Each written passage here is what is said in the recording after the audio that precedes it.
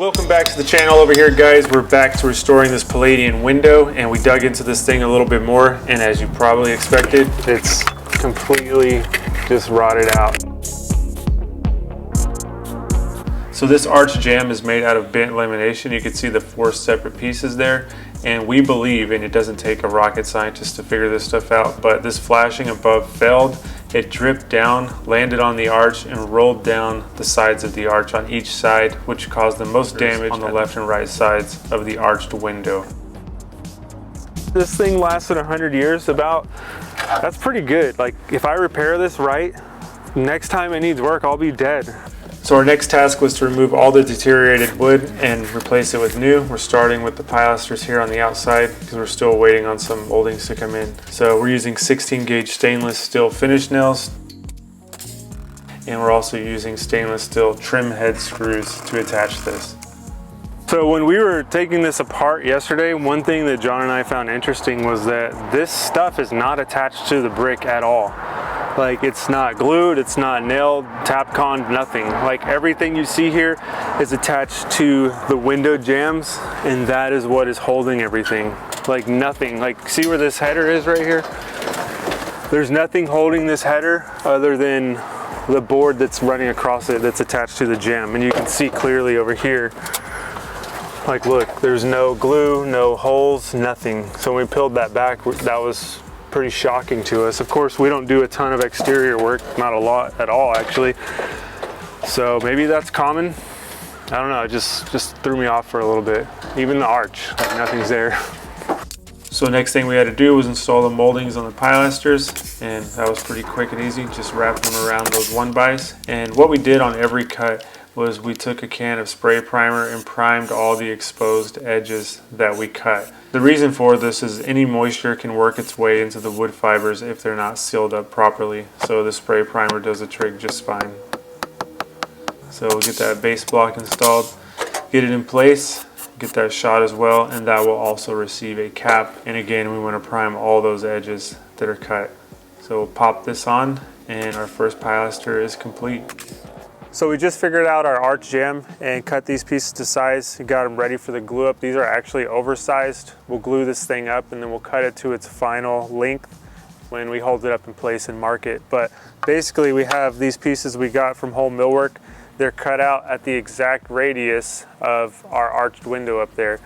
So I sent him the dimensions and they sent this back. So we got these 2 pieces making up our first layer, these 3 pieces making up second layer, and have 2 pieces making up our third and final layer. The depth of this jamb right here is a little too deep, but we're gonna go ahead and glue this whole thing up, let it set overnight. We'll take it out of the clamps in the morning, and then we'll run it through the table saw to the exact depth that we need.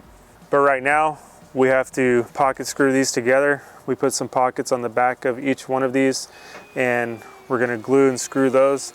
So that'll be good for the alignment. We won't have to fuss with that. And then we can just line up the 3 sections and just sandwich them in with glue, get that pressure on them, and this thing should be good to go.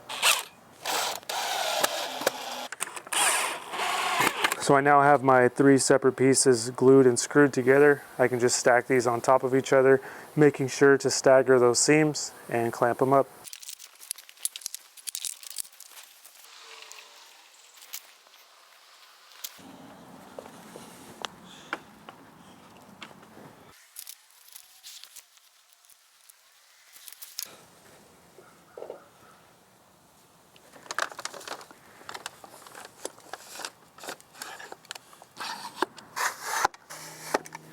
So I got the arch jamb clamped up right here, as you can see, and everything went pretty smooth. Everything's not exactly lined up, but I'll hit that with a belt sander in the morning and make it all flush. But we're gonna let this sit overnight.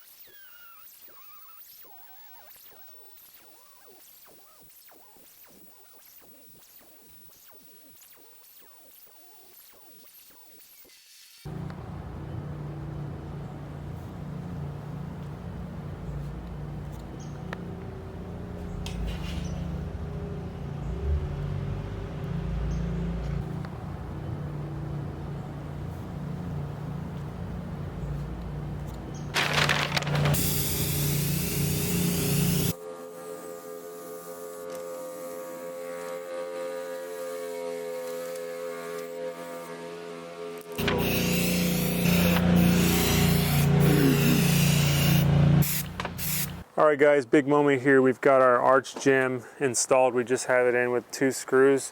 That way we could get it right in place so we can measure exactly how long our jamb legs need to be.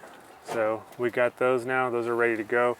And if you're wondering why there's this little step right here, why this isn't the full width of the arch jamb, you'll see how that resolves here shortly. So we've got pocket screws on the end of these arch pieces, and we also have pocket screws on the backs of all of our pieces, just so we can attach it to the window frame. So yeah, essentially now we're gonna pull that back off. The legs are perfect height, so it'll basically reset itself exactly where it needs to be, and we can glue and screw that joint together. So what I gotta do here is risk my $5,000 camera on the edge of the scaffold to give you guys a good view of this, because using a tripod up here is pretty rough. And here's what I'm talking about. My camera is literally just sitting inside that pipe right there on the end of the scaffold. And it's a long way down. All right, we'll do one side at a time. As long as we're lined up on the back side there, okay, we should be good.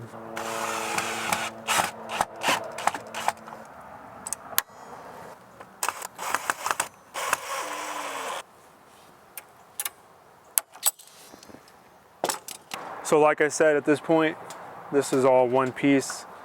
So we'll just come in with our screws. They're already loaded up on the top. Preloading those pocket screws is one of the best tips I can give you, because it prevents you from having to load each one on your bit and try to find the hole. It's already in the hole. Just take your bit, find it, there you go. So we'll get this thing attached. What I've done here is, before we screw this in, I put a little note.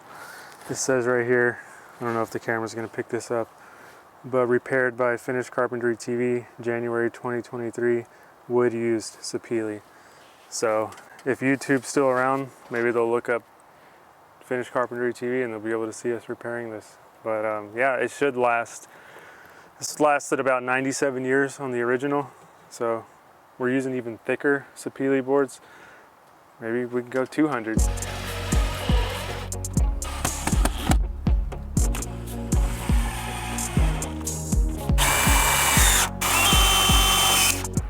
All right guys, what do you think? This is our first ever arch jamb inside of our first ever Palladian window. I think it turned out sweet.